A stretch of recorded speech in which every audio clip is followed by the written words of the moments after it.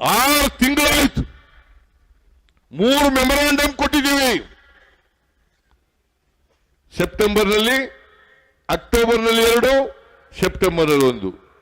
ನಾನು ಪ್ರಿಯಾಂಕ್ ಖರ್ಗೆಯನ್ನ, ಕೃಷ್ಣ ಬೈರೇಗೌಡನ್ನ, ಚೆಲುವರಾಯಸ್ವಾಮಿನ ಡೆಲ್ಲಿ ಕಳಿಸ್ಕೊಟ್ಟೆ.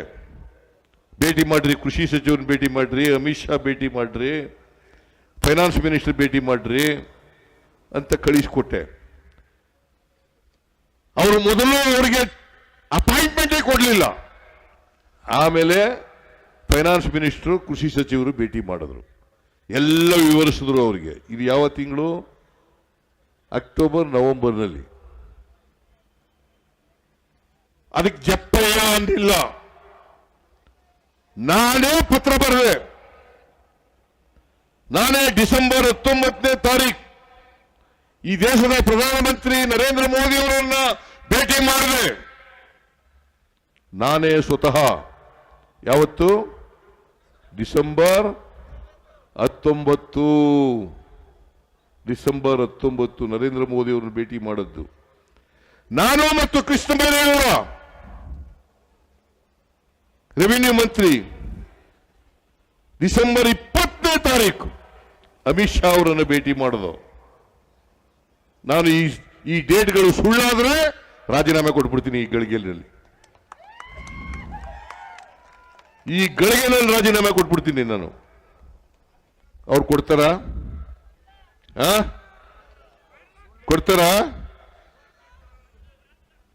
ಇವ್ರಿಗೆ ನಾಚಿಕೆ ಆಗ್ಬೇಕು, ಮಾನ ಮರ್ಯಾದೆ ಏನೂ ಇಲ್ಲ ಇವ್ರಿಗೆ. ಬಡವರು ರಕ್ತ ಕುಡಿತಾ ಇದ್ದಾರೆ. ನಾನು ಭೇಟಿಯಾಗಿ ನರೇಂದ್ರ ಮೋದಿ ಅವರಿಗೆ ಹೇಳಿದೆ, ಸ್ವಾಮಿ ಪ್ರಧಾನಮಂತ್ರಿಗಳೇ, ಕರ್ನಾಟಕದಲ್ಲಿ ಬರಗಾಲ ಇದೆ, ಭೀಕರವಾದಂಥ ಬರಗಾಲ. ಇಂಥ ಭೀಕರವಾದಂಥ ಬರಗಾಲ ಬಂದೇ ಇರಲಿಲ್ಲ. 100 ವರ್ಷಗಳ ನಂತರ ಬಂದಿರೋದು ಇಂಥ ಬರಗಾಲ. 240 ತಾಲೂಕುಗಳಲ್ಲಿ 223 ತಾಲೂಕುಗಳು ಬರಗಾಲ. 223 ತಾಲೂಕುಗಳ ಬರಗಾಲ. ಕುಡಿಯಕ್ಕೆ ನೀರಿಲ್ಲ, ಮೇವಿಲ್ಲ, ಕೆಲಸ ಇಲ್ಲ. ಕೊಡ್ರಿ, ಹೇಳ್ರಿ ಅವರಿಗೆ. ಅಮಿತ್ ಶಾ ಅವರಿಗೆ. ಅಮಿತ್ ಶಾ ಅವರು ಹೈ ಪವರ್ ಕಮಿಟಿ ಅಧ್ಯಕ್ಷರು.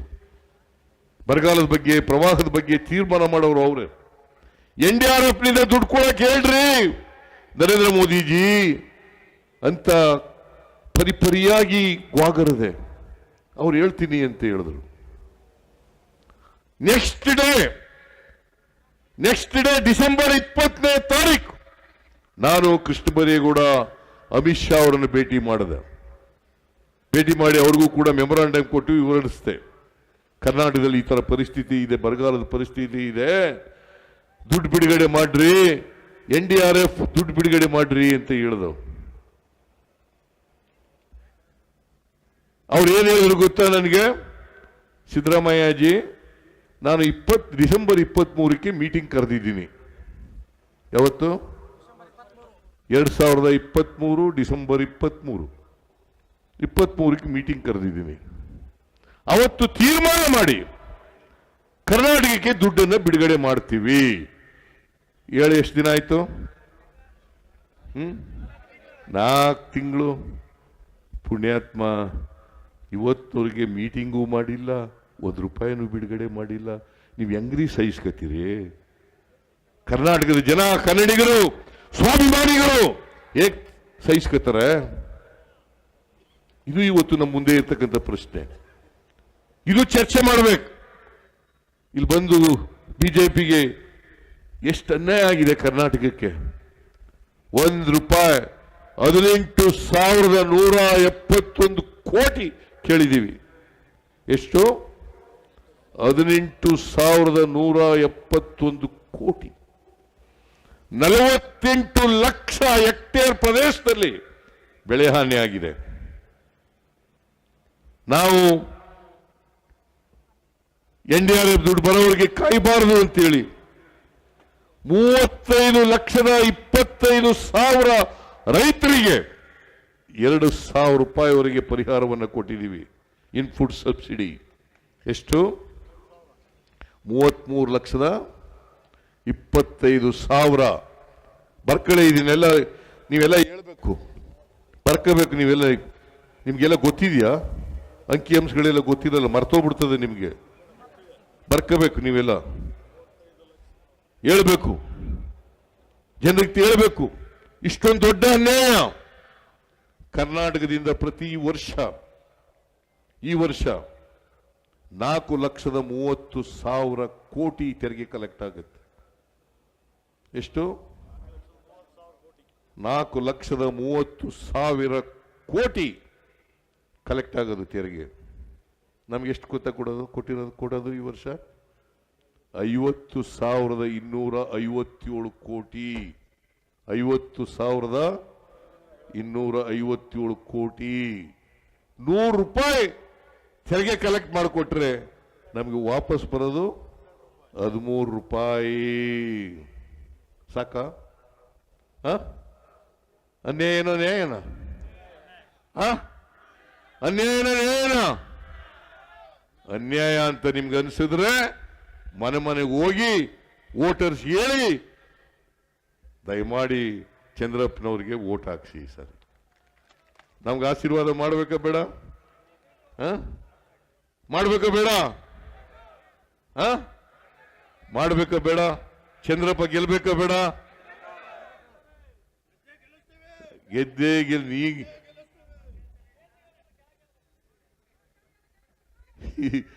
ಈ ಅನ್ಯಾಯ 13 ರೂಪಾಯಿ. ನಮಗೆ ತೆರಿಗೆ ಹಂಚಿಕೆನಲ್ಲಿ ದುಡ್ಡಿಲ್ಲ. ಸೆಸ್ ಮತ್ತೆ ಸರ್ಚಾರ್ಜ್ ಇದರಲ್ಲಿ ಪಾಲಿಲ್ಲ ನಮಗೆ. ಸೆಸ್ ಮತ್ತು ಸರ್ಚಾರ್ಜ್ ಇದರಲ್ಲಿ ಪಾಲ್ ಕೊಡಲ್ಲ ನಾವು. ಕೇಂದ್ರ ಸರ್ಕಾರನೇ ಇಟ್ಕೊತದೆ ಎಲ್ಲ ದುಡ್ಡು. ಈ ವರ್ಷ GST ಕಲೆಕ್ಷನ್ 22%. ಕರ್ನಾಟಕ ಮಹಾರಾಷ್ಟ್ರ ಬಿಟ್ಟರೆ ಸೆಕೆಂಡ್ ಸ್ಟೇಟ್ ಎಷ್ಟು ತೆರಿಗೆ ಕಲೆಕ್ಟ್ ಮಾಡಿಕೊಡ್ತಿರ್ತಕ್ಕಂಥ ರಾಜ್ಯ ಕರ್ನಾಟಕ. Is number 2. ನೀವು ಅವ್ರಿಗೆ ಅನ್ಯಾಯ ಮಾಡ್ತೀರಲ್ರಿ ನರೇಂದ್ರ ಮೋದಿಜಿ, ನಿರ್ಮಲಾ ಸೀತಾರಾಮ್ಜಿ. ಯಾಕಮ್ಮ ಮಾಡ್ತಾ ಇದೀಯ ಅನ್ಯಾಯ? ನೀನು ಇಲ್ಲಿಂದೇ ರಾಜ್ಯಸಭಾ ಮೆಂಬರ್ ಆಗಿರೋದು, ಅನ್ಯಾಯ ಮಾಡ್ತಾ ಇದ್ದೀರಮ್ಮ. ನ್ಯಾಯನ ಇದು? ಈ ನ್ಯಾಯ ಪ್ರತಿಭಟಿಸಿದ್ರೆ ಸಿದ್ದರಾಮಯ್ಯ ಬಿಜೆಪಿಗೆ ವಿರುದ್ಧ, ಹಿಂದುತ್ವಕ್ಕೆ ವಿರುದ್ಧ, ಅಯೋಧ್ಯೆ ರಾಮನಿಗೆ ವಿರುದ್ಧ. ನಾನು ಯಾವ ರಾಮನಿಗೂ ವಿರುದ್ಧ ಇಲ್ಲ. ನನ್ನ ಹೆಸರಿನಲ್ಲಿ ರಾಮ ಇಲ್ವಾ? ಯಾವ ರಾಮನಿಗೂ? ಶ್ರೀರಾಮಚಂದ್ರ. ನಾನು ನಮ್ಮೂರಿನಲ್ಲಿ 2 ರಾಮ ಮಂದಿರ ಕಟ್ಟಿಸ್ಕೊಟ್ಟಿದ್ದೀನಿ ನಾನು. ಇವ್ರೇನ್ ಮಾಡಿದ್ದಾರೆ ಗೊತ್ತಾ? ಬಿಜೆಪಿಯವರು ರಾಮ ಕುಟುಂಬಸ್ಥ, ಪಾಪ ಶ್ರೀರಾಮಚಂದ್ರ ಕುಟುಂಬಸ್ಥ. ಸೀತೆ ಬಿಟ್ಬಿಟ್ರು, ಲಕ್ಷ್ಮಣನ್ ಬಿಟ್ಬಿಟ್ರು, ಆಂಜನೇಯನ್ ಬಿಟ್ಬಿಟ್ರು, ಬರೀ ಶ್ರೀರಾಮಚಂದ್ರ. ಅದಕ್ಕೆ ನಾನು ಹೇಳಿದೆ, ಶ್ರೀರಾಮ ಜೈ ಅಂತಂದ್ರು. ನಾನು ಹೇಳಿದೆ ಸೀತಾರಾಮ್ ಜೈ ಅಂತಂದೆ. ನೀವು ಹೇಳಿ ಸೀತಾರಾಮ್ ಜೈ ಅಂತ ಹೇಳ್ಬೇಕು. ಏನ್ ರಾಮ ಇವರ ಆಸ್ತಿನ? ನಾವೆಲ್ಲ ಮನೆಗೆ ಊರುಗಳಲ್ಲೆಲ್ಲ ರಾಮ ಮಂದಿರಗಳು ಇಲ್ವಾ? ರಾಮ ಮಂದಿರ ಕಟ್ಟಿಸಿದೀವಿ ಅಯೋಧ್ಯೆಯಲ್ಲಿ. ಅದಕ್ಕೆ ಓಟ್ ಕೊಡಿ. ಹೊಟ್ಟೆಗೆ ಬಟ್ಟೆಗೆ ದುಡ್ಡಿರ್ಬೇಕಲ್ಲ, ಸೂರಿರ್ಬೇಕಲ್ಲ. ಸೂರು, ಮನೆ, ಊಟ, ಬಟ್ಟೆ, ವಿದ್ಯೆ, ಆರೋಗ್ಯ, ಇದ್ರ ಕಡೆ ಗಮನ ಕೊಡಬೇಕಲ್ಲ. ಯಾವತ್ತಾರು ನರೇಂದ್ರ ಮೋದಿಯವರು 10 ವರ್ಷದಲ್ಲಿ ಆಹಾರದ ಬಗ್ಗೆ, ಬಟ್ಟೆ ಬಗ್ಗೆ, ಮನೆ ಬಗ್ಗೆ, ನಿರುದ್ಯೋಗದ ಬಗ್ಗೆ, ರೈತರ ಬಗ್ಗೆ, ಮಹಿಳೆಯರ ಬಗ್ಗೆ ಮಾತಾಡಿರೋದು ನೋಡಿದ್ದೀರಾ? ಮನ್ ಕಿ ಬಾತ್ ಏನ್ ಮಾತಾಡ್ತಾರಪ್ಪ ಅಲ್ಲಿ? ಏನಪ್ಪ ಷಣ್ಮುಖಪ್ಪ ಕೇಳಿದ್ಯಾ? ಮನ್ ಕಿ ಬಾತ್ ಮನ್ ಕಿ ಬಾತ್. ರೈತರ ಸಮಸ್ಯೆಗಳ ಬಗ್ಗೆ ಮಾತಾಡಲ್ಲ, ಮಹಿಳೆಯರ ಸಮಸ್ಯೆಗಳ ಬಗ್ಗೆ ಮಾತಾಡಲ್ಲ, ದಲಿತರ ಸಮಸ್ಯೆಗಳ ಬಗ್ಗೆ ಮಾತಾಡಲ್ಲ, ನಿರುದ್ಯೋಗದ ಸಮಸ್ಯೆ ಬಗ್ಗೆ ಮಾತಾಡಲ್ಲ, ಯಾವುದ್ರ ಬಗ್ಗೆ ಕೂಡ ಮಾತಾಡಲ್ಲ. ಮನ್ ಕಿ ಬಾತ್ ಭಾವನಾತ್ಮಕವಾದಂಥ ವಿಚಾರಗಳನ್ನ ಪ್ರಸ್ತಾಪ ಮಾಡಿ ಜನರ ಭಾವನೆಗಳನ್ನ ಕೇಳಿಸಿ ಓಟ್ ತಗೊಳ್ಳೋದು ಬಿಟ್ರೆ, ಯಾವತ್ತಾರು ಬರಗಾಲ ಬಂದಿದ್ದಾರ ನರೇಂದ್ರ ಮೋದಿ ಅವರು, ಅಮಿತ್ ಶಾ ಏನ್ರಿ ನಿಮ್ ಕಷ್ಟ ಸುಖ ಏನು ಅಂತ ಕೇಳಿದಾರ? ಚಿತ್ರದುರ್ಗ ಕುಡಿಯೋ ನೀರು ಇದೆಯಾ, ಮೇವಿದೆಯಾ ದನಕರುಗಳಿಗೆ, ಕೆಲಸ ಸಿಗ್ತಾ ಇದೆಯಾ ಅಂತ ಯಾವತ್ತಾದರೂ ನರೇಂದ್ರ ಮೋದಿ ಅವರಾಗ್ಲಿ ಅಮಿತ್ ಶಾ ಆಗ್ಲಿ ಕೇಳಿದಾರ? ಯಾವಾಗ ಬರ್ತಾರೆ ಅಂತಂದ್ರೆ ಓಟ್ಗೋಸ್ಕರ ಬರ್ತಾರೆ, ಓಟ್ಗೋಸ್ಕರ. ಓಹೋ, ರೋಡ್ ಶೋ ಮಾಡ್ತಾರೆ, ರೋಡ್ ಶೋ, ಸಮಾವೇಶ, ದುಡ್ಡು ಕೊಡ್ಬಿಟ್ಟು ಜನ ಕರ್ಕೊಂಡ್ಬರೋದು, ಹೇಳದದ್ನೇ ಹೇಳೋದು, ಯಾರು ಮಾತಾಡೋಗಿಲ್ಲ. ಯಾಕಂತಂದ್ರೆ ನಮ್ಮಲ್ಲಿ ಹೋದ್ ಸಾರಿ 25 ಜನ MP ಗಳು ಗೆದ್ರು ಅಲ್ವಾ? ಆ ಎಮ್ಮನು ಸೇರ್ಕೊಬಿಟ್ಲು, ಎಂತೇಳು ಎಮ್ಮ ಸುಮಲತಾ, ಅವು ಎಮ್ಮನು ಸೇರ್ಕೊಬಿಟ್ಲು ಬಿಜೆಪಿಗೆ. 26 ಆಯ್ತು. ಈಗ ಬಿಜೆಪಿ ಅವರು ಸೇರ್ಕೊಂಡ್ರು, ಎಷ್ಟಾಯ್ತು? 27 ಆಯ್ತು. ಯಾವತ್ತಾರು ಒಂದಿನ ಬರಗಾಲಕ್ಕೆ ದುಡ್ಡು ಕೊಟ್ಟಿಲ್ಲ ಅಂತ ಮಾತಾಡಿದಾರ? ಕರ್ನಾಟಕ ಅನ್ಯಾಯ ಆಯ್ತು ಅಂತ ಯಾವತ್ತಾರು ಮಾತಾಡಿದಾರ? ಈ ನಾರಾಯಣ ಸ್ವಾಮಿ ಯಾವತ್ತಾರು ಮಾತಾಡಿದಾರ? ಕಾರಜೋಳ ಯಾವತ್ತಾರು ಮಾತಾಡಿದಾರ? ಮತ್ತೆ ಯಾಕೆ ಓಟ್ ಕೊಡ್ಬೇಕು ಅವ್ರಿಗೆ? ಏನ್ ಇವರು ನರೇಂದ್ರ ಮೋದಿ ಅವ್ರು ಕಂಡ್ರೆ ಗಡಗಡ ಗಡಗಡ ಗಡಗಡ ಅಂತ ನಡುಕ್ತಾರೆ. ಇಂಥವ್ರಿಗೆ ಲೋಕಸಭೆ ಕಳಿಸಿದ್ರೆ ಪ್ರಯೋಜನ ಆಗುತ್ತ ಕರ್ನಾಟಕಕ್ಕೆ? ಗಡಗಡ ಗಡಗಡ ಅಂತ ನಡುಗೋರಿಗೆ ದಯಮಾಡಿ ಈ ಬಿಜೆಪಿ ಅವ್ರನ್ನ ಏನ್ ಗೊತ್ತಾ, ಅಲ್ಲಿ ಬಿಜೆಪಿ ನರೇಂದ್ರ ಮೋದಿ ಅವರು ಏನ್ ಹೇಳ್ತಾರೆ ಅದನ್ನೇ ಇಲ್ಲಿ ಹೇಳೋದು, ಅಮಿತ್ ಶಾ ಏನ್ ಹೇಳ್ತಾರೆ ಅದನ್ನೇ ಇದನ್ನ ಹೇಳೋದು, ನಡ್ಡಾ ಏನ್ ಹೇಳ್ತಾರೆ ಅದನ್ನೇ ಹೇಳ್ತಾರೆ. ಕರ್ನಾಟಕಕ್ಕೆ ಅನ್ಯಾಯ ಆಗಿಲ್ಲ, ಅನ್ಯಾಯ ಆಗಿಲ್ಲ ಅನ್ನೋದು ಇವರು. ನಮ್ ಕಡೆ ಕೋಲೆ ಬಸವ, ನಿಮ್ ಕಡೆ ಇದೆಯಾ ಕೋಲೆ ಬಸವ? ಮದುವೆ ಆಯ್ತೀಯಾ? ಆಯ್ತೀನಿ ಅಂತ ಹಿಂಗ್ ತಲೆ ಕುಡಿಸೋದು. ಮದುವೆ ಆಗಲ್ವಾ? ಆಗಲ್ಲ ಆಗಲ್ಲ. ಹಂಗೆ ಇವು MP ಗಳು ಇವ್ರು ಓಟ್ ಹಾಕ್ಬೇಕಾ ಹೇಳಿ? ಓಟ್ ಹಾಕ್ಬೇಕೇನ್ರಿ? ಹಾಕ್ಬಾರ್ದಲ್ಲ. ಟೈಮ್ ಆಗೋಯ್ತು, ನಾನು 4:15ಗೆ ಬಿಡ್ಲೇಬೇಕು. ಅದರಿಂದ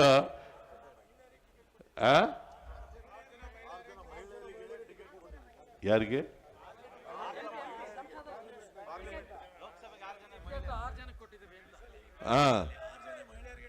ಹೆಣ್ಣು ಮಕ್ಕಳಿಗೆ 6 ಜನರಿಗೆ ಈ ಸಾರಿ ಟಿಕೆಟ್ ಕೊಟ್ಟಿದ್ದೀವಿ.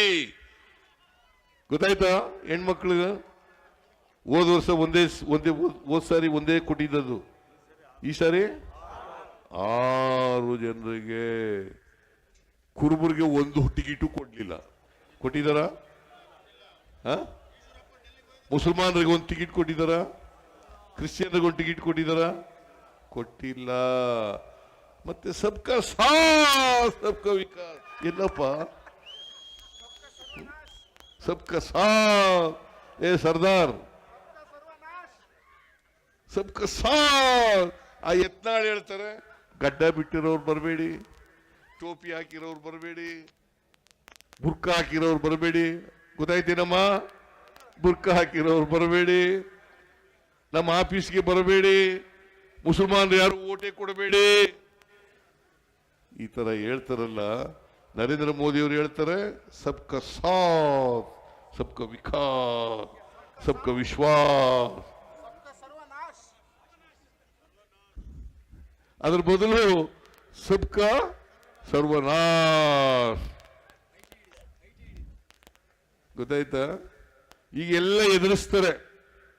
ಯಾರು ಬಿಜೆಪಿ ವಿರುದ್ಧ ಮಾಡ್ತಾರೆ, ಲೀಡರ್ಗಳು, ಮಂತ್ರಿಗಳು, ಮುಖ್ಯಮಂತ್ರಿಗಳು, ಅವ್ರಿಗೆಲ್ಲ ಎದುರಿಸೋದು. ನಿಮ್ಗೆ ಇನ್ಕಮ್ ಟ್ಯಾಕ್ಸ್ ನಾವು ಚೂ ಬಿಡ್ತೀವಿ, IT ಇಡಿ ಬಿಡ್ತೀವಿ, CBI ಬಿಡ್ತೀವಿ, ಅವ್ರ ಜೊತೆಗೆ ಹೊಂಟೋದ್ರೆ ಕೇಸ್ನೇ ಮನ್ನಾ ಮಾಡ್ಬಿಡೋದು.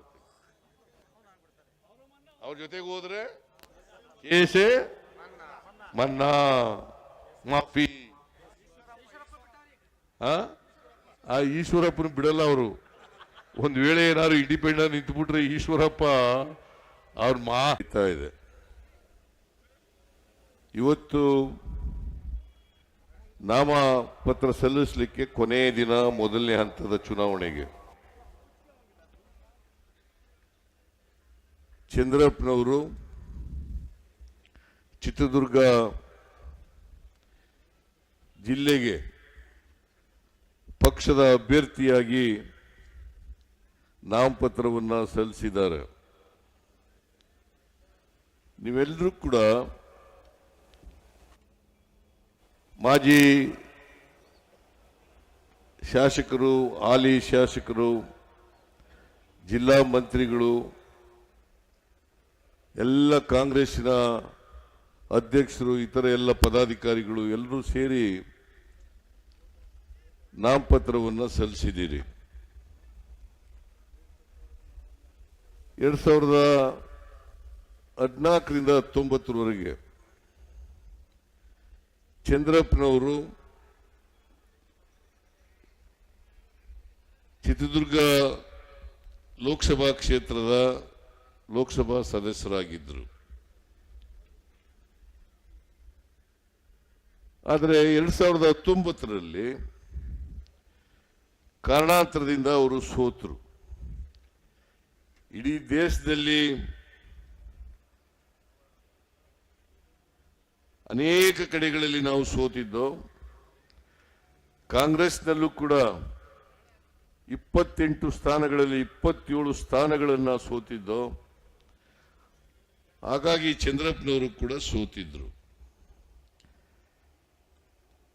ಈ ಬಾರಿ 8 ವಿಧಾನಸಭಾ ಕ್ಷೇತ್ರಗಳಲ್ಲಿ 7 ವಿಧಾನಸಭಾ ಕ್ಷೇತ್ರಗಳಲ್ಲಿ ನಮ್ಮ MLAಗಳು ಇದ್ದಾರೆ. ನಾನು ಸುಧಾಕರ್ ಅವರಿಗೆ ಕೇಳಿದೆ, 7 ಜನ MLAಗಳು ಹೊಳಲ್ಕೆರೆ ಒಂದು ಬಿಟ್ರೆ ಇನ್ನು 7 ಕ್ಷೇತ್ರಗಳಲ್ಲಿ ನಾವು ಗೆದ್ದಿದ್ದೇವೆ.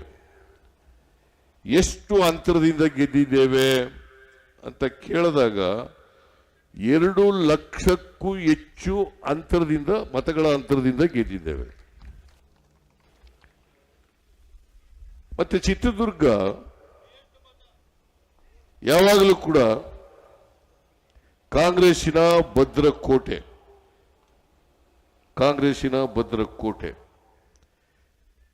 ಕಾಂಗ್ರೆಸ್ ಪಕ್ಷ ಸೋತಿರ್ತಕ್ಕಂಥದ್ದು ಬಹಳ ಕಡಿಮೆ ಅವಧಿ.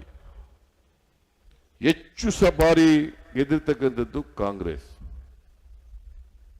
ಈ ಬಾರಿ ಎಲ್ಲ ನಮ್ಮ ಶಾಸಕರುಗಳು ಪ್ರಯತ್ನ ಪಟ್ಟು ಅವರು ತೆಗೆದುಕೊಂಡಿದ್ದಂತ ಲೀಡು 2 ಲಕ್ಷಕ್ಕೂ ಹೆಚ್ಚು ಮತಗಳು, ಅವುಗಳಷ್ಟನ್ನೇ ಕೊಡಿಸಿದ್ರು ಕೂಡ ನಮ್ಮ ಅಭ್ಯರ್ಥಿ 2 ಲಕ್ಷ ಮತಗಳ ಅಂತರದಿಂದ ಗೆಲ್ತಾರೆ. 2 ಲಕ್ಷ ಮತಗಳ ಅಂತರದಿಂದ ಗೆಲ್ತಾರೆ. ನನ್ನ ಪ್ರಕಾರ ಇನ್ನೂ ಹೆಚ್ಚು ಅಂತರದಿಂದ ಗೆಲ್ಲಬೇಕು ಈ ಸಾರಿ. ಯಾಕಂತಂದ್ರೆ ಬಿಜೆಪಿಯವರು 3 ವರ್ಷ 10 ತಿಂಗಳು ಅಧಿಕಾರವನ್ನು ನಡೆಸಿದ್ರು. 3 ವರ್ಷ 10 ತಿಂಗಳು ಅಧಿಕಾರವನ್ನು ನಡೆಸಿದ್ರು. ಕುಮಾರಸ್ವಾಮಿ 1 ವರ್ಷ 2 ತಿಂಗಳು ಮುಖ್ಯಮಂತ್ರಿ ಆಗಿದ್ರು. ಒಟ್ಟು 5 ವರ್ಷಗಳ ಕಾಲ ಸಮ್ಮಿಶ್ರ ಸರ್ಕಾರ ಮತ್ತು ಬಿಜೆಪಿ ಸರ್ಕಾರ ಅವರು ಈ ರಾಜ್ಯದಲ್ಲಿ ಆಡಳಿತವನ್ನು ನಡೆಸಿದರು. ಬಿಜೆಪಿ ಯಾವತ್ತೂ ಕೂಡ ಮುಂಭಾಗಲಿನಿಂದ ಅಧಿಕಾರಕ್ಕೆ ಬಂದೇ ಇಲ್ಲ. ನೀವು ಇದನ್ನು ತಿಳ್ಕೋಬೇಕು. ಯಾವತ್ತೂ ಕೂಡ 213 ಸ್ಥಾನಗಳನ್ನ ಗೆದ್ದು ಅಧಿಕಾರಕ್ಕೆ ಬಂದಿಲ್ಲ. 2008 ಇರ್ಬೋದು, 2018 ಇರ್ಬೋದು, ಎರಡೂ ಬಾರಿ ಹಿಂಬಾಗಲಿನಿಂದ ಅಧಿಕಾರಕ್ಕೆ ಬಂದಿದ್ದಾರೆ ಹೊರತು ಮುಂಬಾಗಲಿನಿಂದ ಅಧಿಕಾರಕ್ಕೆ ಬಂದಿಲ್ಲ. ಅಂದ್ರೆ ಈ ರಾಜ್ಯದ ಜನರ ಆಶೀರ್ವಾದವನ್ನು ಪಡೆದು ಅಧಿಕಾರಕ್ಕೆ ಬಂದಿಲ್ಲ ಬಿಜೆಪಿಯವರು. ಇದನ್ನ ಬಹಳ ಸ್ಪಷ್ಟವಾಗಿ ತಿಳ್ಕೋಬೇಕಾಗ್ತದೆ. 2008ರಲ್ಲಿ 110 ಗೆದ್ದಿದ್ದವರು 2018 ಇರ್ಬೋದು, ಎರಡೂ ಬಾರಿ ಹಿಂಬಾಗಲಿನಿಂದ ಅಧಿಕಾರಕ್ಕೆ ಬಂದಿದ್ದಾರೆ ಹೊರತು ಮುಂಬಾಗಲಿನಿಂದ ಅಧಿಕಾರಕ್ಕೆ ಬಂದಿಲ್ಲ. ಅಂದ್ರೆ ಈ ರಾಜ್ಯದ ಜನರ ಆಶೀರ್ವಾದವನ್ನು ಪಡೆದು ಅಧಿಕಾರಕ್ಕೆ ಬಂದಿಲ್ಲ ಬಿಜೆಪಿಯವರು. ಇದನ್ನ ಬಹಳ ಸ್ಪಷ್ಟವಾಗಿ ತಿಳ್ಕೋಬೇಕಾಗ್ತದೆ. 2008ರಲ್ಲಿ 110 ಗೆದ್ದಿದ್ದವರು ಯಡಿಯೂರಪ್ಪ ಮುಖ್ಯಮಂತ್ರಿ ಆದಾಗ, 2018ರಲ್ಲಿ ಅವರು 100 ಸ್ಥಾನಗಳನ್ನು ಗೆದ್ದಿದ್ರು. 100 ಸ್ಥಾನಗಳನ್ನು ಗೆದ್ದಿದ್ರು. ನಾವು 2013 ಇರಬಹುದು, 2023 ಇರಬಹುದು, 2013ರಲ್ಲಿ 122 ಸ್ಥಾನಗಳನ್ನು ಗಳಿಸಿ ಗೆದ್ದಿದ್ದು. 122 ಸ್ಥಾನಗಳು. 2023ರಲ್ಲಿ 136 ಸ್ಥಾನಗಳನ್ನು ಗೆದ್ದು ನಿಮ್ಮೆಲ್ಲರ ಆಶೀರ್ವಾದದಿಂದ ಇವತ್ತು ಅಧಿಕಾರಕ್ಕೆ ಬಂದಿದ್ದೇವೆ. ಹೌದಲ್ಲ? ಬಿಜೆಪಿಯವರು ವಾಮಮಾರ್ಗದಿಂದ ಅಧಿಕಾರಕ್ಕೆ ಬಂದಿದ್ದಾರೆ.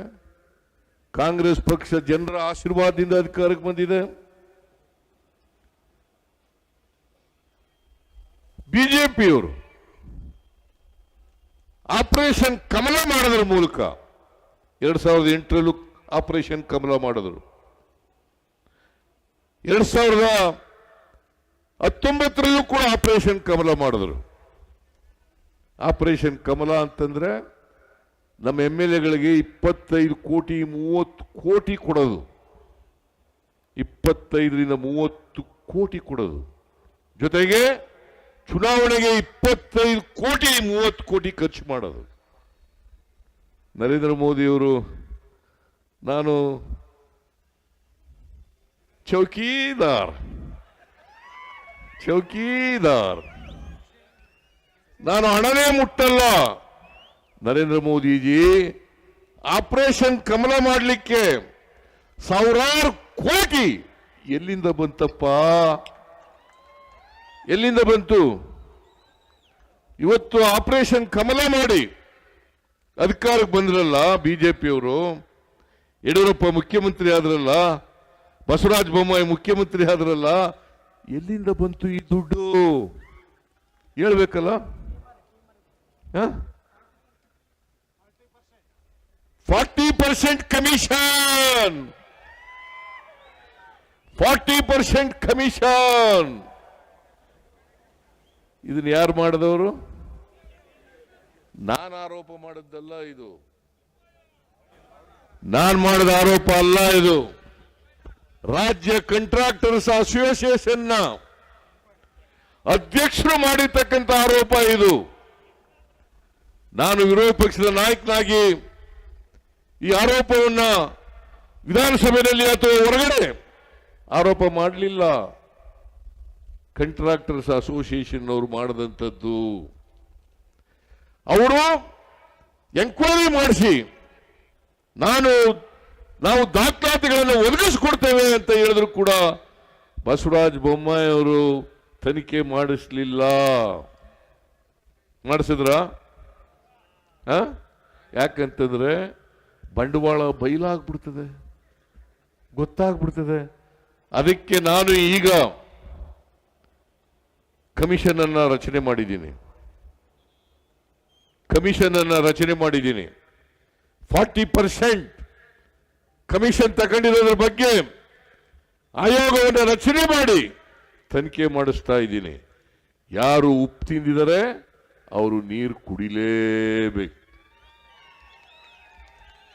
ಯಾರು ಉಪ್ಪು ತಿಂದಿದ್ದಾರೆ ಅವರು ನೀರು ಕುಡಿಲೇಬೇಕು. ಅದರಿಂದ ಬಿಜೆಪಿಯವರು 3 ವರ್ಷ 10 ತಿಂಗಳು ಅಧಿಕಾರದಲ್ಲಿ ಇದ್ರಲ್ಲ, ಏನಾರು ಮಾಡಿದ್ರ? ಏನಾರು ಮಾಡಿದ್ರ? ಹೇಳಿ ನೋಡೋಣ. ಏನು ಮಾಡಲಿಲ್ಲ. ಕೂತ್ಕೊಳ್ಳಮ್ಮ, ನಿಮ್ಗೋಸ್ಕರ ನಾವೆಲ್ಲ ಸರ್ಕಾರ ದುಡ್ಡು ಕೊಟ್ಟಿರೋದು ಎದ್ದೋಯ್ತೀರಿ, ಕೂತ್ಕೊಳ್ಳಿ.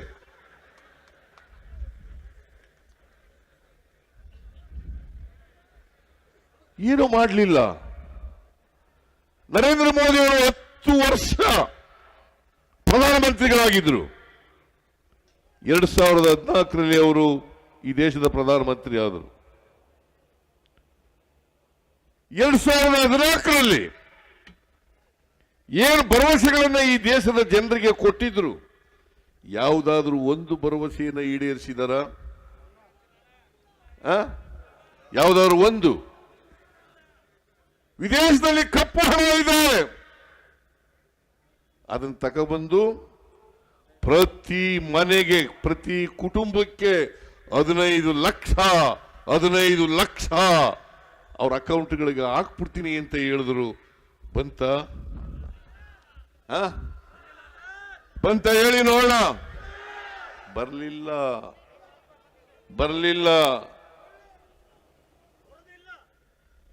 ಎಲ್ಲ ಬೆಲೆಗಳನ್ನು ಇಳಿಸ್ತೇನೆ. ಬಡವರಿಗೆ, ಮಧ್ಯಮ ವರ್ಗದ ಜನರಿಗೆ ಆಹಾರ ಪದಾರ್ಥಗಳು ಕಡಿಮೆ ಬೆಲೆಯಲ್ಲಿ ಸಿಕ್ಕಬೇಕು. ರೈತರಿಗೆ ಗೊಬ್ಬರ, ಬೀಜ ಕಡಿಮೆ ಬೆಲೆಯಲ್ಲಿ ಸಿಕ್ಕಬೇಕು. ಅದಕ್ಕೋಸ್ಕರ ಹೇಳಿದ್ರು ನರೇಂದ್ರ ಮೋದಿಯವರು, ಅಚ್ಚೇ ದಿನ ಈಗ ಬಂತ, ಅಚ್ಚೇ ದಿನ ಈಗ, अच्छे दिन आएगा. आया क्या? अच्छे दिन आया? नहीं आया. अच्छे दिन नहीं आया. नरेंद्र मोदी जी क्यों झूठ बोल लिया? ಯಾಕಪ್ಪ ಸುಳ್ಳು ಹೇಳ್ತೀರಿ ನೀವು? ಹಿಂಗೆ ಸುಳ್ಳು ಯಾಕೆ ಹೇಳಿದ್ರಿ? ಯುವಕರಿಗೆ, ಯುವತಿಯರಿಗೆ 2 ಕೋಟಿ ಉದ್ಯೋಗಗಳನ್ನ ಪ್ರತಿ ವರ್ಷ ಸೃಷ್ಟಿ ಮಾಡಿ ನಿರುದ್ಯೋಗದ ಸಮಸ್ಯೆಯನ್ನ ಬಗೆಹರಿಸ್ತೀವಿ ಅಂತ ಹೇಳಿದ್ರು. 10 ವರ್ಷದಲ್ಲಿ ವರ್ಷಕ್ಕೆ 2 ಕೋಟಿ ಅಂದ್ರೆ 10 ವರ್ಷದಲ್ಲಿ ಎಷ್ಟು ಕೋಟಿ ಆಗಬೇಕು? 20 ಕೋಟಿ. 20 ಲಕ್ಷನಾರು ಮಾಡಿದ್ರ? ರೈತರ ಆದಾಯ ದುಪ್ಪಟ್ಟು ಮಾಡ್ತೇನೆ. ರೈತರ ಆದಾಯವನ್ನ ದುಪ್ಪಟ್ಟು ಮಾಡ್ತೇನೆ ಅಂದ್ರೆ 1 ಲಕ್ಷ ರೂಪಾಯಿ ಆದಾಯ ಬಂದ್ರೆ 2 ಲಕ್ಷ ಮಾಡ್ತೇನೆ. ನನಗಿರ್ತಕ್ಕಂಥ ಅಂಕಿಅಂಶಗಳ ಪ್ರಕಾರ, ಮಾಹಿತಿ ಪ್ರಕಾರ ರೈತರ ಆದಾಯ 1 ರೂಪಾಯಿನೂ ಕೂಡ ಹೆಚ್ಚಾಗಲಿಲ್ಲ. ರೈತರ ಆದಾಯ 1 ರೂಪಾಯಿ ಹೆಚ್ಚಾಗಲಿಲ್ಲ. ಪೆಟ್ರೋಲ್, ಡೀಸೆಲ್, ಗ್ಯಾಸ್, ಗೊಬ್ಬರ ಎಲ್ಲ ಬೆಲೆಗಳು ಕೂಡ ಗಗನ ಕೊಟ್ಟೋದು. ಓದೋ ಇಲ್ಲ? ಪೆಟ್ರೋಲ್ ಬೆಲೆ 2014ರಲ್ಲಿ 71 ರೂಪಾಯಿ ಇತ್ತು. ಇವತ್ತೆಷ್ಟು? 105 ರೂಪಾಯಿ. ಎಷ್ಟು ಹೆಚ್ಚಾಯ್ತು? 34 ರೂಪಾಯಿ ಹೆಚ್ಚಾಯ್ತು. ಇದು ಯಾರ ಕಾಲದಲ್ಲಿ ನಡೆದಿರೋದು? ಮಿಸ್ಟರ್ ನರೇಂದ್ರ ಮೋದಿಜಿ ಅಚ್ಚೇ ದಿನ ಎಲ್ಲಪ್ಪ. ಡೀಸೆಲ್ ಬೆಲೆ 57 ರೂಪಾಯಿ ಇತ್ತು 2014ರಲ್ಲಿ, ಇವತ್ತು 95 ರೂಪಾಯಿ. ಗ್ಯಾಸ್ ಬೆಲೆ 414 ರೂಪಾಯಿ ಇತ್ತು, ಇವತ್ತು 950 ರೂಪಾಯಿ. ಮಿಸ್ಟರ್ ನರೇಂದ್ರ ಮೋದಿಜಿ ಬೆಲೆಯಲ್ಲಿ ಕಡಿಮೆ ಮಾಡಿದ್ರ ನೀವು? ಕ್ರೂಡ್ ಆಯಿಲ್ ಬೆಲೆ ಏನಾದ್ರು ಹೆಚ್ಚಾಗಿದೆಯಾ? ಇಲ್ಲ. ಅಂತಾರಾಷ್ಟ್ರೀಯ ಮಾರುಕಟ್ಟೆನಲ್ಲಿ ಕ್ರೂಡ್ ಆಯಿಲ್ ಬೆಲೆ ಹೆಚ್ಚಾಗಿಲ್ಲ. ಹೆಚ್ಚಾಗದೆ ಕೂಡ ಪೆಟ್ರೋಲ್, ಡೀಸೆಲ್, ಗ್ಯಾಸ್, ಗೊಬ್ಬರ ಎಲ್ಲ ಬೆಲೆಗಳು ಕೂಡ ಗಗನವನ್ನು ಮುಟ್ಟಿದೋ. ಅದಕ್ಕೋಸ್ಕರ ನಾವು ಯೋಚನೆ ಮಾಡೋದು. ಇವತ್ತು ಬೆಲೆ ಏರಿಕೆ, ನಿರುದ್ಯೋಗ, ಇಂಥ ಪರಿಸ್ಥಿತಿನಲ್ಲಿ ಬಡವರು ಬದುಕಲಿಕ್ಕೆ ಸಾಧ್ಯ ಆಗಲ್ಲ, ರೈತರು ಬದುಕಲಿಕ್ಕೆ ಸಾಧ್ಯ ಆಗಲ್ಲ, ಹಿಂದುಳಿದವರು ಬದುಕಲಿಕ್ಕೆ ಸಾಧ್ಯ ಆಗಲ್ಲ, ದಲಿತರು ಬದುಕಲಿಕ್ಕೆ ಸಾಧ್ಯ ಆಗಲ್ಲ, ಅಲ್ಪಸಂಖ್ಯಾತರು ಬದುಕಲಿಕ್ಕೆ ಸಾಧ್ಯ ಆಗಲ್ಲ ಅಂತೇಳಿ ಅವರಿಗೆ ಕೊಂಡ್ಕೊಳ್ತಕ್ಕಂಥ ಶಕ್ತಿಯನ್ನು ಹೆಚ್ಚು ಮಾಡಬೇಕು ಅಂತೇಳಿ 5 ಗ್ಯಾರಂಟಿಗಳನ್ನು ಘೋಷಣೆ ಮಾಡೋದು. 5 ಗ್ಯಾರಂಟಿಗಳನ್ನು ಘೋಷಣೆ ಮಾಡೋದು. ಇವತ್ತು ಈ 5 ಗ್ಯಾರಂಟಿಗಳನ್ನು 8 ತಿಂಗಳಲ್ಲಿ ಜಾರಿ ಕೊಟ್ಟಿದ್ದೀವಿ. 8 ತಿಂಗಳಲ್ಲಿ ಜಾರಿ ಕೊಟ್ಟಿದ್ದೀವಿ. ನಾನು ಯಾಕೆ ಈ ಮಾತನ್ನ ಹೇಳ್ತಾ ಇದ್ದೀನಿ ಅಂತಂದ್ರೆ, ಬಿಜೆಪಿಯವರು ಏನು ಹೇಳಿದ್ರು ಅದನ್ನ ಮಾಡಲಿಲ್ಲ. ನಾವೇನು ಹೇಳಿದ್ದು ಅದನ್ನು ಮಾಡಿದ್ದೇವೆ, ನುಡಿದಂತೆ ನಡೆದಿದ್ದೇವೆ. ಈ ನಾಡಿನ ಬಸವಾದಿ ಶರಣರು ನುಡಿದಂತೆ ನಡೆದಂತವರು.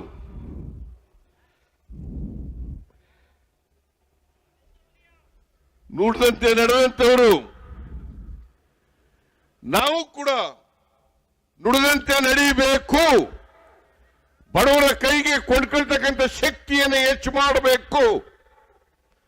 ಚಿತ್ರದುರ್ಗ ಜಿಲ್ಲೆಯಲ್ಲಿ ಬಡವರ ಸಂಖ್ಯೆ ಜಾಸ್ತಿ ಇರ್ತಕ್ಕಂಥ ಜಿಲ್ಲೆ, ಆಗಿಂದಾಗ್ಗೆ ಬರಗಾಲಕ್ಕೆ ತುತ್ತಾಗ್ತಕ್ಕಂಥ ಜಿಲ್ಲೆ. ಈ ಜಿಲ್ಲೆಯ ಸಮಸ್ಯೆಗಳನ್ನು ಬಗೆಹರಿಸಬೇಕು.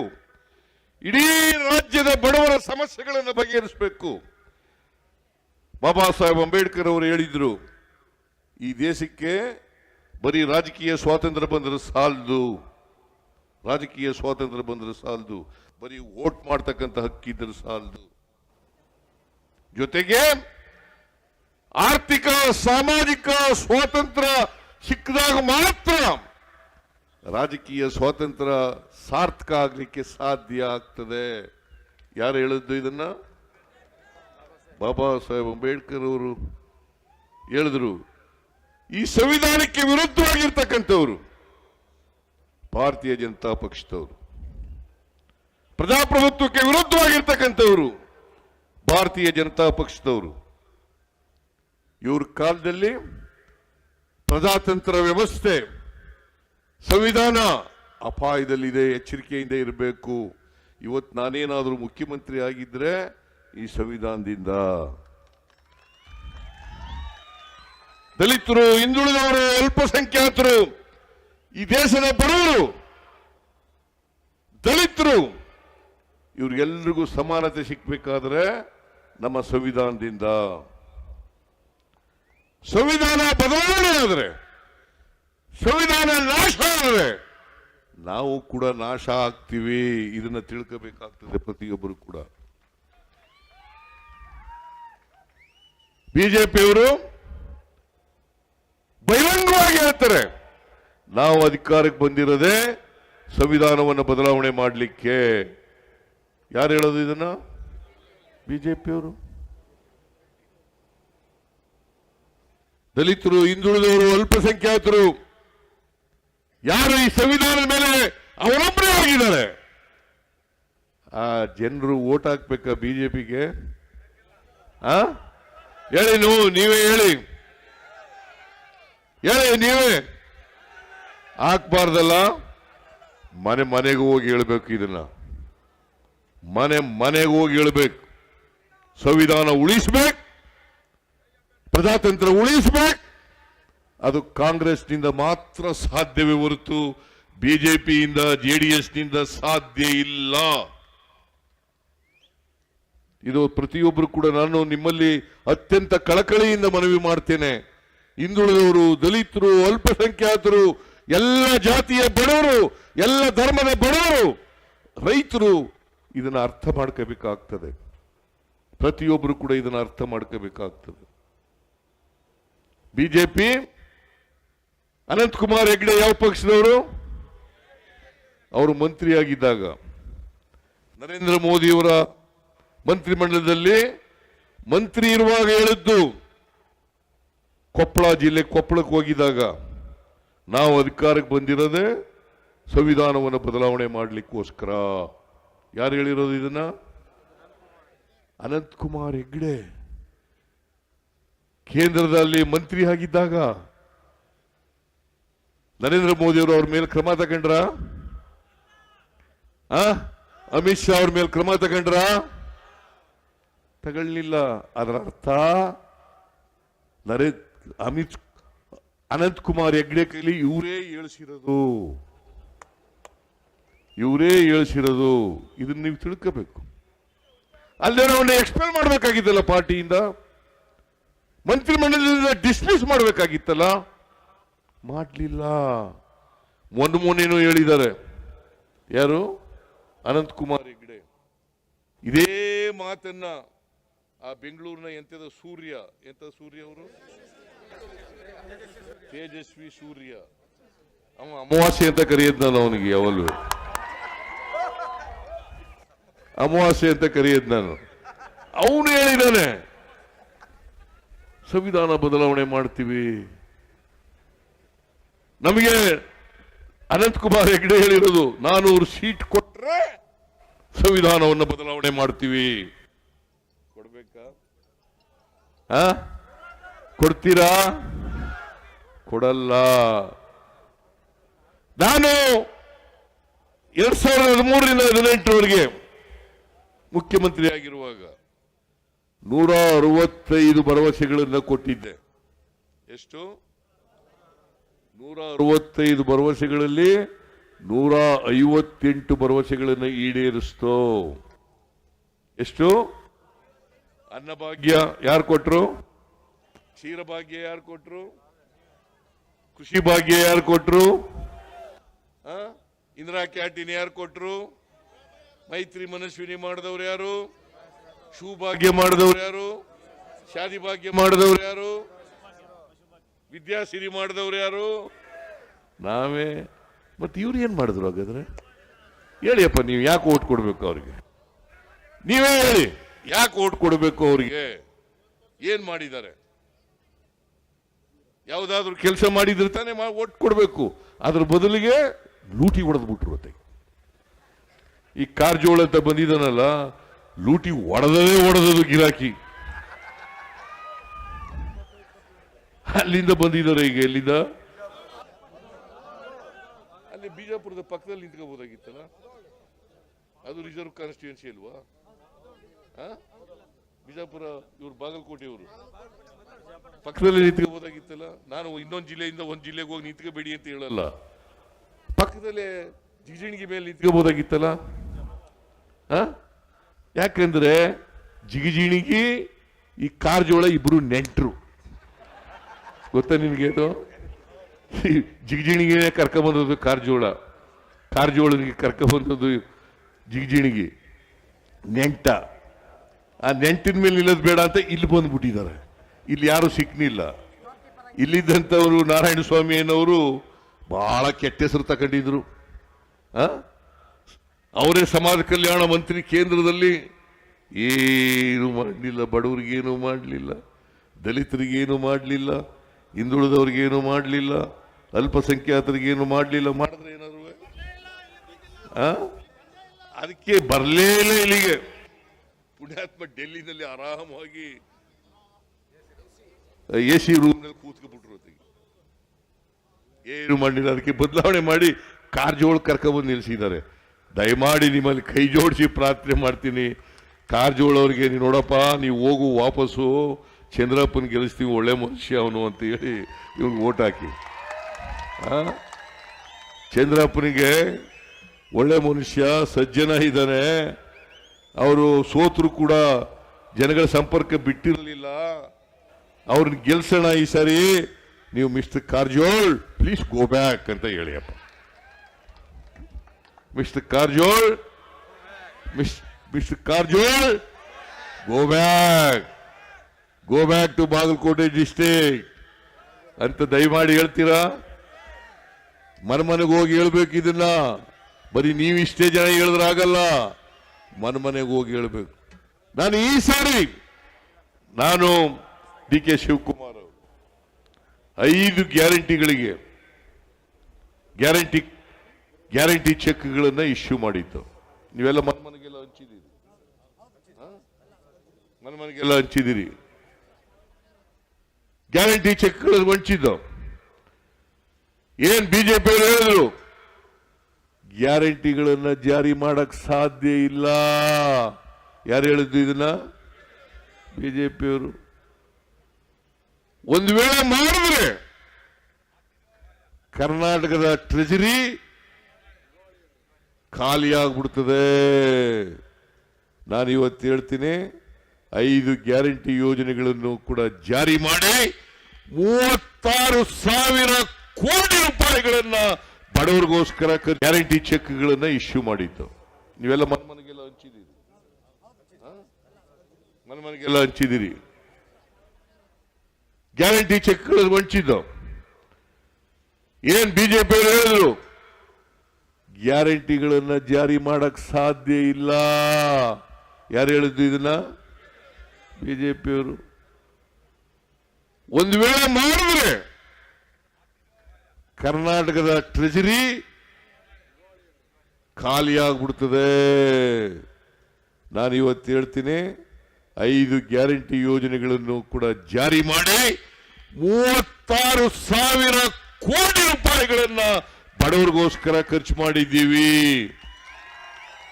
ಇವತ್ತು ಹೆಣ್ಮಕ್ಳು ಇದಾರಲ್ಲ ಇಲ್ಲಿ, ಕೂತ್ಕೊಳ್ಳಪ್ಪ, ಕೂತ್ಕೋ, ಟವಲ್ ಕೂತ್ಕೋ, ಪೇಟ. ಹೆಣ್ಮಕ್ಳು ಫ್ರೀಯಾಗಿ ಬಸ್ನಲ್ಲಿ ಓಡಾಡ್ತಾ ಇದ್ದೀರಲ್ಲ, ಮಹಿಳಾ ಯಜಮಾನಿಗೆ 2,000 ರೂಪಾಯಿ ಬರ್ತಾ ಇದೆಯಲ್ಲ? ಬರ್ತಾ ಇದೆ. ನಿಮ್ಮ ಮನೆಗೆ ಫ್ರೀಯಾಗಿ ಕರೆಂಟ್ ಬರ್ತಾ ಇದೆಯಾ ಇಲ್ಲ? ಬರ್ತಾ ಇದೆ. ಅನ್ನಭಾಗ್ಯ ಕಾರ್ಯಕ್ರಮದ ಮೂಲಕ 170 ರೂಪಾಯಿ ಬರ್ತಾ ಇದೆಯಾ ಇಲ್ಲ? ಬರ್ತಾ ಇದೆ. ಯುವ ನಿಧಿ ಕಾರ್ಯಕ್ರಮದ ಮೂಲಕ ನಿರುದ್ಯೋಗಿ ಪದವೀಧರರಿಗೆ 3,000 ರೂಪಾಯಿ ಬರ್ತಾ ಇದೆಯಾ ಇಲ್ಲ? ಬರ್ತಾ ಇದೆ. ಡಿಪ್ಲೊಮಾ ಹೋಲ್ಡರ್ಸ್ಗೆ 1,500 ರೂಪಾಯಿ ಬರ್ತಾ ಇದೆ ಇಲ್ಲ? ಬರ್ತಾ ಇದೆ. 5 ಗ್ಯಾರಂಟಿಗಳನ್ನು ಕೂಡ ಜಾರಿ ಮಾಡಿದ್ದೀವಿ, ನುಡಿದಂತೆ ನಡೆದಿದ್ದೀವಿ. ಬಸವಾದಿ ಶರಣರು ಏನು ಹೇಳಿದ್ರು, ಯಾವ ರೀತಿ ಅವರು ನುಡಿದಂತೆ ನಡ್ಕೊಂಡಿದ್ರು ಅದೇ ರೀತಿ ಮಾಡಿದ್ದೀವಿ. ಅದಕ್ಕೋಸ್ಕರನೇ ಬಸವಣ್ಣವರನ್ನ ಸಾಂಸ್ಕೃತಿಕ ನಾಯಕ ಅಂತೇಳಿ ಡಿಕ್ಲೇರ್ ಮಾಡಿದ್ದೀವಿ. ಹಿಂದೆ ಯಾರು ಮಾಡಿದ್ರ? ಇವತ್ತು ಯಡಿಯೂರಪ್ಪ ಬರ್ತಾರೆ, ಇಲ್ಲಿ ಕೇಳಿ ಅವರಿಗೆ, ಯಡಿಯೂರಪ್ಪನವರೇ, ನೀವು ಯಾವತ್ತಾರು ಬಸವಣ್ಣವರನ್ನ ಸಾಂಸ್ಕೃತಿಕ ನಾಯಕ ಅಂತ ಮಾಡಿದ್ರಾ? ಮಾಡಿರ್ಲಿಲ್ಲ. ಮಾಡಿದ್ರ? ಜಗದೀಶ್ ಶೆಟ್ಟರ್ ಮಾಡಿದ್ರ? ಬಸವರಾಜ ಬೊಮ್ಮಾಯಿ ಮಾಡಿದ್ರ? ಈ ಸಿದ್ದರಾಮಯ್ಯ ಮಾಡಿದ್ದಾನೆ. ಈ ಸಿದ್ದರಾಮಯ್ಯ ಗೊತ್ತಾಯ್ತೇನ್ರಿ? ಅವ್ರ್ಯಾರು ಮಾಡಿದ್ರ? ನಿಜಲಿಂಗಪ್ಪ ಮಾಡಿದ್ರ? ವೀರೇಂದ್ರ ಪಾಟೀಲ್ ಮಾಡಿದ್ರ? ಯಾರು ಮಾಡಿರ್ಲಿಲ್ಲ. ಸಿದ್ದರಾಮಯ್ಯ ಯಾಕಂತಂದ್ರೆ ಬಸವಾದಿ ಶರಣರ ಆದರ್ಶ ತತ್ವಗಳಲ್ಲಿ ನಂಬಿಕೆ ಇಟ್ಕೊಂಡಿರ್ತಕ್ಕಂಥ ಸಿದ್ದರಾಮಯ್ಯ ಬಸವಣ್ಣವರನ್ನ ವಿಶ್ವಗುರು ಬಸವಣ್ಣ ಸಾಂಸ್ಕೃತಿಕ ನಾಯಕ. ಆ ದಾರಿನಲ್ಲಿ ನಡೀತಕ್ಕಂಥವರು ಕಾಂಗ್ರೆಸ್ ಪಕ್ಷ. ಇವತ್ತು ಅಪ್ಪರ್ ಭದ್ರಾ ಇದೆ ಇಲ್ಲಿ, ಅಪ್ಪರ್ ಭದ್ರಾ ಎಲ್ಲ ಮಾತಾಡಿದ್ರು ಬಹಳ ಜನ. ಅಪ್ಪರ್ ಭದ್ರಾ ನಿಮಗೆ ಇದು ಹೇಳಲಿಲ್ಲ ನೀವು. ಈ ಸಾರಿ ಶ್ರೀಮತಿ ನಿರ್ಮಲಾ ಸೀತಾರಾಮನ್ 2023-24 ಬಜೆಟ್ನಲ್ಲಿ ಘೋಷಣೆ ಮಾಡಿದ್ರು, ಅಪ್ಪರ್ ಭದ್ರಾಕ್ಕೆ 5,300 ಕೋಟಿ ಕೊಡ್ತೀವಿ. ಎಷ್ಟು? 5,300 ಕೋಟಿ ಕೊಡ್ತೀವಿ.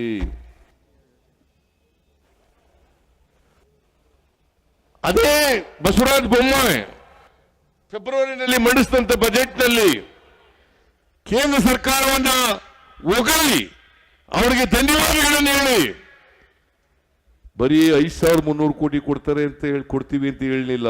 ಅದರ ಜೊತೆಗೆ ಇದನ್ನ ಒಂದು ರಾಷ್ಟ್ರೀಯ ಯೋಜನೆಯನ್ನಾಗಿ ಮಾಡುತ್ತೇವೆ. ಇದು ಯಾರು ಹೇಳಿದ್ದು? ಮಿಸಸ್ ನಿರ್ಮಲಾ ಸೀತಾರಾಮನ್ ಅಂಡ್ ಬಸವರಾಜ್ ಇವತ್ತವರಿಗೆ ₹1 ಕೊಡ್ನಿಲ್ಲ. ನಿಮಗೆ ಕೋಪ ಬರಲ್ವಾ? ಬರ್ತದೆ ಇಲ್ಲ? 5,300 ಕೋಟಿ ಕೊಡ್ತೀವಿ ಅಂತೇಳಿ ಕರ್ನಾಟಕಕ್ಕೆ ₹1 ಕೊಡದೇನೆ ಅನ್ಯಾಯ ಮಾಡಿದಾರಲ್ಲ, ಈ ಅನ್ಯಾಯವನ್ನು ಪ್ರತಿಭಟಿಸಬೇಕು ಬೇಡ? ಪ್ರತಿಭಟಿಸಬೇಕು ಬೇಡ? ಪ್ರತಿಭಟಿಸಬೇಕು ಅನ್ನೋದಾದ್ರೆ ಕಾರಜೋಳ ಅವರನ್ನ ಸೋಲಿಸಿ ಚಂದ್ರಪ್ಪ ಅವರನ್ನ ಗೆಲ್ಲಿಸಿ, ಇದನ್ನೇ ನೀವು ಮಾಡಬೇಕಾಗಿರ್ತಕ್ಕಂಥದ್ದು. 5,300 ಕೋಟಿನಲ್ಲಿ ಮಿಸ್ಟರ್ ಸುಧಾಕರ್ ₹1 ಕೊಡಲಿಲ್ಲ. ಬಜೆಟ್ನಲ್ಲಿ ಹೇಳಿರೋದು 23-24 ಬಜೆಟ್ನಲ್ಲಿ ಇರೋದು. ಬಸವರಾಜ ಬೊಮ್ಮಾಯಿ ಹೇಳಿರೋದು ₹1 ಕೊಡಲಿಲ್ಲ. 5 ವರ್ಷದಲ್ಲಿ ಬರೀ 3,000 ಕೋಟಿ ಮಾತ್ರ ಅಪ್ಪರ್ ಭದ್ರಕ್ಕೆ ಖರ್ಚು ಮಾಡಿದ್ದು. ನಾನು ಈ ವರ್ಷ 5,300 ಕೋಟಿ ಬರ್ತದೆ ಬರ್ತದೆ ಬರ್ತದೆ ಶಬರಿ ತರ ಕಾದು ಕಾದು ಕಾದು ಸಾಕಾಗಿ ಕೊನೆಗೆ 1,500 ಕೋಟಿ ಈ ವರ್ಷ ಖರ್ಚು ಮಾಡದೆ ನಾನು ಇವತ್ತು ಘೋಷಣೆ ಮಾಡಿ ಹೇಳ್ತೀನಿ, 5.5 ಲಕ್ಷ ಎಕರೆಗೆ ನೀರು ಕೊಡ್ತಕ್ಕಂಥ ಯೋಜನೆ ಇದು. 5.5 ಲಕ್ಷ ಎಕರೆಗೆ ನೀರು ಕೊಡ್ತಕ್ಕಂಥ ಯೋಜನೆ. ನಾನು ಹಿಂದೇನೂ ಕೂಡ ಈ ಯೋಜನೆಗೆ ಹಣ ಕೊಟ್ಟಿದ್ದೆ. ನಾವು ಇನ್ನ 4 ವರ್ಷ ಅವಧಿ ಇರ್ತೀವಿ, ಇನ್ನು 4 ವರ್ಷ 1 ತಿಂಗಳು ಇರ್ತೀವಿ. ಈ 4 ವರ್ಷದ ಅವಧಿನಲ್ಲಿ ಅಪ್ಪರ್ ಭದ್ರಾ ಯೋಜನೆಯನ್ನು ಪೂರ್ಣಗೊಳಿಸಿ ಸಂಪೂರ್ಣವಾಗಿ ನೀರು ಕೊಡ್ತಕ್ಕಂಥ ಕೆಲಸವನ್ನು ಮಾಡ್ತೇವೆ. ಇದು ಚುನಾವಣಾ ಆಶ್ವಾಸನೆ ಅಲ್ಲ. ನಾನು ಏನು ಹೇಳ್ತೀನಿ ಅದರಂತೆ ನಡ್ಕತೀನಿ. ರಘುಮೂರ್ತಿ, ಗೋವಿಂದಪ್ಪ ಸಂಪೂರ್ಣ ನಡ್ಕತೀವಿ. ಸುಧಾಕರ, ಮೊಳಕಾಲ್ಮೂರು ಶಾಸಕರು, ಹಿರಿಯ ಶಾಸಕರು ನಡ್ಕತೀವಿ. ನುಡಿದಂತೆ ನಡ್ಕತೀವಿ. ಇನ್ನು ಅದಕ್ಕೆ ಈಗ 21,000 ಕೋಟಿ, ಇಲ್ಲಿವರೆಗೂ 9,000 ಕೋಟಿ ಖರ್ಚಾಗಿದೆ. ಇನ್ನು ಉಳಿದಿರ್ತಕ್ಕಂಥ 12-13 ಕೋಟಿ ರೂಪಾಯಿಗಳನ್ನ ಖರ್ಚು ಮಾಡಿ ಅಪ್ಪರ್ ಭದ್ರಾ ಯೋಜನೆಯನ್ನ ಪೂರ್ಣಗೊಳಿಸಿ ಈ ಭಾಗದ ಬಡವರಿದಾರಲ್ಲ,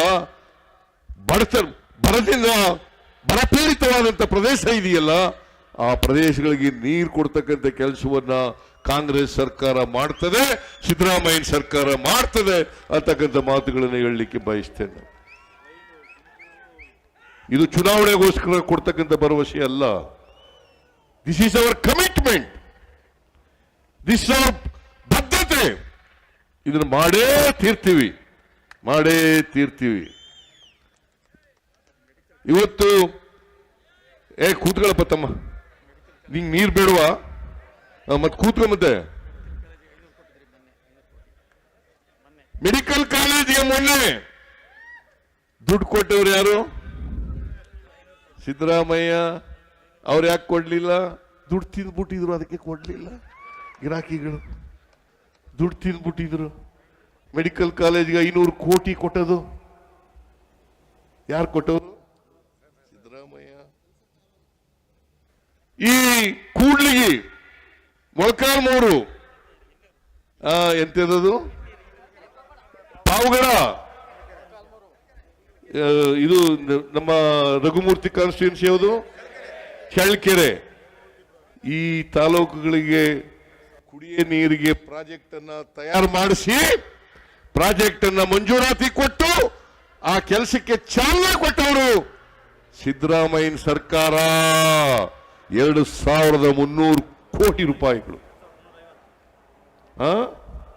ಅಲ್ಲ, ಈಗ ಖರ್ಚಾಗಿರೋದು ಬೇರೆ. ಆಗ 2,300 ಕೋಟಿ ರೂಪಾಯಿಗೆ ನಾವು ಅದಕ್ಕೆ ಮಂಜೂರಾತಿ ಕೊಟ್ಟು ಕೆಲಸ ಪ್ರಾರಂಭ ಮಾಡೋದು. 2,300 ಕೋಟಿ. ಕೂಡ್ಲಿಗಿ, ಬಳ್ಳಾರಿ, ಮತ್ತೆ ರಘುಮೂರ್ತಿ ಕಾನ್ಸ್ಟಿಟ್ಯೂನ್ಸಿ, ಮೊಳಕಾಲ್ಮೂರು, ಆಮೇಲೆ ಪಾವಗಡ ವೆಂಕಟೇಶನ್ ಕಾನ್ಸ್ಟಿಟ್ಯೂನ್ಸಿ ಅಲ್ವೇನಪ್ಪ? ಈಗ ಮುಗಿತ ಬಂದಿದೆ.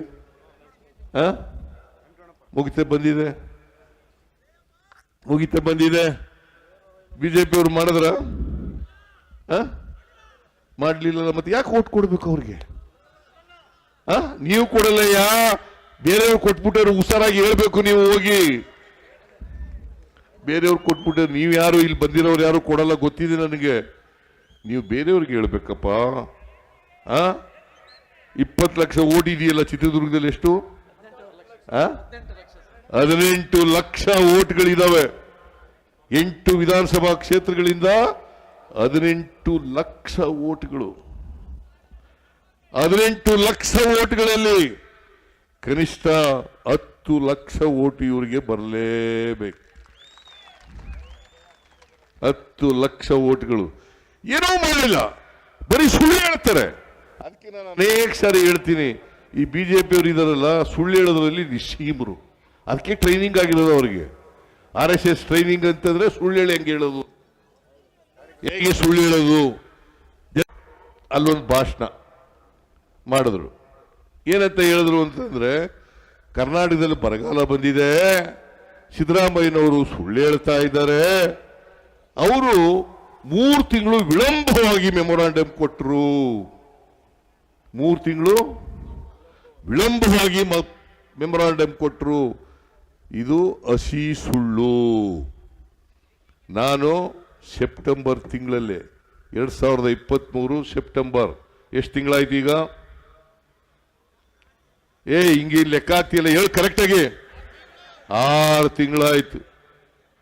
ಇವರು ಸುಳ್ಳು ಹೇಳ್ತಾರಲ್ಲ, 3 ತಿಂಗಳ ಮೇಲೆ ಕೊಟ್ಟಿದ್ದೆ, 3 ತಿಂಗಳು ಅಂತ ಹೇಳ್ತಾರಲ್ಲ, ಇವ್ರಿಗೆ ಯಾವ ನೈತಿಕತೆ ಇದೆ ಹೇಳಿಯಪ್ಪ ಓಟ್ ಕೇಳಕ್ಕೆ? ಹೇಳಿ ನೋಡೋಣ. ಇಲ್ಲಿ ಬರಗಾಲ ಇದೆ. ನನಗೆ ಈಗ ತಾನೇ ಸುಧಾಕರ್ ಹೇಳ್ತಾ ಇದ್ರು, ನಾವು ಕುಡಿಯೋ ನೀರಿಗೆ ತೊಂದರೆಯಾಗಿ ಟ್ಯಾಂಕರ್ ಮೂಲಕ ನೀರು ಕೊಡಬೇಕು ಅಂತ ಪ್ರಯತ್ನ ಮಾಡ್ತಾ ಇದ್ದೀವಿ ಅಂತ. ಟ್ಯಾಂಕರ್ ಮೂಲಕ ನೀರು ಕೊಡ್ತಾ ಇದ್ದೀವಿ ಅಂತ ಹೇಳಿದ್ರು. ಕೊಡ್ಬೇಕಾ ಬೇಡ? ಕೊಡ್ಬೇಕಾ ಬೇಡ? 6 ತಿಂಗಳಾಯ್ತು. 3 ಮೆಮೊರಾಂಡಮ್ ಕೊಟ್ಟಿದ್ದೀವಿ. ಸೆಪ್ಟೆಂಬರ್ನಲ್ಲಿ, ಅಕ್ಟೋಬರ್ನಲ್ಲಿ 2, ಸೆಪ್ಟೆಂಬರ್ನಲ್ಲಿ 1. ನಾನು ಪ್ರಿಯಾಂಕ್ ಖರ್ಗೆಯನ್ನ, ಕೃಷ್ಣ ಬೈರೇಗೌಡನ್ನ, ಚಲುವರಾಯಸ್ವಾಮಿನ ಡೆಲ್ಲಿ ಕಳಿಸ್ಕೊಟ್ಟೆ. ಭೇಟಿ ಮಾಡ್ರಿ, ಕೃಷಿ ಸಚಿವರನ್ನ ಭೇಟಿ ಮಾಡ್ರಿ, ಅಮಿತ್ ಶಾ ಭೇಟಿ ಮಾಡ್ರಿ, ಫೈನಾನ್ಸ್ ಮಿನಿಸ್ಟರ್ ಭೇಟಿ ಮಾಡ್ರಿ ಅಂತ ಕಳಿಸ್ಕೊಟ್ಟೆ. ಅವರು ಮೊದಲು ಅವರಿಗೆ ಅಪಾಯಿಂಟ್ಮೆಂಟೇ ಕೊಡಲಿಲ್ಲ. ಆಮೇಲೆ ಫೈನಾನ್ಸ್ ಮಿನಿಸ್ಟರ್, ಕೃಷಿ ಸಚಿವರು ಭೇಟಿ ಮಾಡಿದ್ರು, ಎಲ್ಲ ವಿವರಿಸಿದ್ರು ಅವರಿಗೆ. ಇದು ಯಾವ ತಿಂಗಳು? ಅಕ್ಟೋಬರ್ ನವೆಂಬರ್ನಲ್ಲಿ. ಅದಕ್ಕೆ ಜಪ್ಪಯ್ಯ ಅಂದಿಲ್ಲ, ನಾನೇ ಪತ್ರ ಬರೆದೆ. ನಾನೇ ಡಿಸೆಂಬರ್ 19ನೇ ತಾರೀಕು ಈ ದೇಶದ ಪ್ರಧಾನಮಂತ್ರಿ ನರೇಂದ್ರ ಮೋದಿ ಅವರನ್ನ ಭೇಟಿ ಮಾಡಿದೆ. ನಾನೇ ಸ್ವತಃ. ಯಾವತ್ತು? ಡಿಸೆಂಬರ್ 19. ಡಿಸೆಂಬರ್ 19 ನರೇಂದ್ರ ಮೋದಿ ಅವರನ್ನು ಭೇಟಿ ಮಾಡಿದ್ದು ನಾನು ಮತ್ತು ಕೃಷ್ಣ ಬೈರೇಗೌಡ, ರೆವಿನ್ಯೂ ಮಂತ್ರಿ. ಡಿಸೆಂಬರ್ 20ನೇ ತಾರೀಕು ಅಮಿತ್ ಶಾ ಅವರನ್ನು ಭೇಟಿ ಮಾಡಿದ. ನಾನು ಈ ಡೇಟ್ಗಳು ಸುಳ್ಳಾದ್ರೆ ರಾಜೀನಾಮೆ ಕೊಟ್ಬಿಡ್ತೀನಿ ಈ ಗಳಿಗೆಯಲ್ಲಿ. ಈ ಗಳಿಗೆನಲ್ಲಿ ರಾಜೀನಾಮೆ ಕೊಟ್ಬಿಡ್ತೀನಿ ನಾನು. ಅವ್ರು ಕೊಡ್ತಾರ? ಕೊಡ್ತಾರ? ಇವ್ರಿಗೆ ನಾಚಿಕೆ ಆಗ್ಬೇಕು, ಮಾನ ಮರ್ಯಾದೆ ಏನೂ ಇಲ್ಲ ಇವ್ರಿಗೆ. ಬಡವರು ರಕ್ತ ಕುಡಿತಾ ಇದ್ದಾರೆ. ನಾನು ಭೇಟಿಯಾಗಿ ನರೇಂದ್ರ ಮೋದಿ ಅವರಿಗೆ ಹೇಳಿದೆ, ಸ್ವಾಮಿ ಪ್ರಧಾನಮಂತ್ರಿಗಳೇ, ಕರ್ನಾಟಕದಲ್ಲಿ ಬರಗಾಲ ಇದೆ, ಭೀಕರವಾದಂಥ ಬರಗಾಲ. ಇಂಥ ಭೀಕರವಾದಂಥ ಬರಗಾಲ ಬಂದೇ ಇರಲಿಲ್ಲ. 100 ವರ್ಷಗಳ ನಂತರ ಬಂದಿರೋದು ಇಂಥ ಬರಗಾಲ. 240 ತಾಲೂಕುಗಳಲ್ಲಿ 223 ತಾಲೂಕುಗಳು ಬರಗಾಲ. 223 ತಾಲೂಕುಗಳ ಬರಗಾಲ. ಕುಡಿಯಕ್ಕೆ ನೀರಿಲ್ಲ, ಮೇವಿಲ್ಲ, ಕೆಲಸ ಇಲ್ಲ. ಕೊಡ್ರಿ, ಹೇಳ್ರಿ ಅವರಿಗೆ. ಅಮಿತ್ ಶಾ ಅವರಿಗೆ. ಅಮಿತ್ ಶಾ ಅವರು ಹೈ ಪವರ್ ಕಮಿಟಿ ಅಧ್ಯಕ್ಷರು. ಬರಗಾಲದ ಬಗ್ಗೆ, ಪ್ರವಾಹದ ಬಗ್ಗೆ ತೀರ್ಮಾನ ಮಾಡೋರು ಅವರೇ. NDRF ನಿಂದ ದುಡ್ಡು ಕೊಡಕ್ಕೆ ಹೇಳ್ರಿ ನರೇಂದ್ರ ಮೋದಿಜಿ ಅಂತ ಪರಿಪರಿಯಾಗಿ ಗ್ವಾಗರದೆ ಅವ್ರು ಹೇಳ್ತೀನಿ ಅಂತ ಹೇಳಿದ್ರು. ನೆಕ್ಸ್ಟ್ ಡೇ ಡಿಸೆಂಬರ್ 20ನೇ ತಾರೀಕು ನಾನು ಕೃಷ್ಣ ಬೈರೇಗೌಡ ಅಮಿತ್ ಶಾ ಅವರನ್ನು ಭೇಟಿ ಮಾಡಿದೆ. ಭೇಟಿ ಮಾಡಿ ಅವ್ರಿಗೂ ಕೂಡ ಮೆಮೊರಾಂಡಮ್ ಕೊಟ್ಟು ವಿವರಿಸಿದೆ. ಕರ್ನಾಟಕದಲ್ಲಿ ಈ ತರ ಪರಿಸ್ಥಿತಿ ಇದೆ, ಬರಗಾಲದ ಪರಿಸ್ಥಿತಿ ಇದೆ, ದುಡ್ಡು ಬಿಡುಗಡೆ ಮಾಡ್ರಿ, NDRF ದುಡ್ಡು ಬಿಡುಗಡೆ ಮಾಡ್ರಿ ಅಂತ ಹೇಳಿದ್ರು. ಅವ್ರು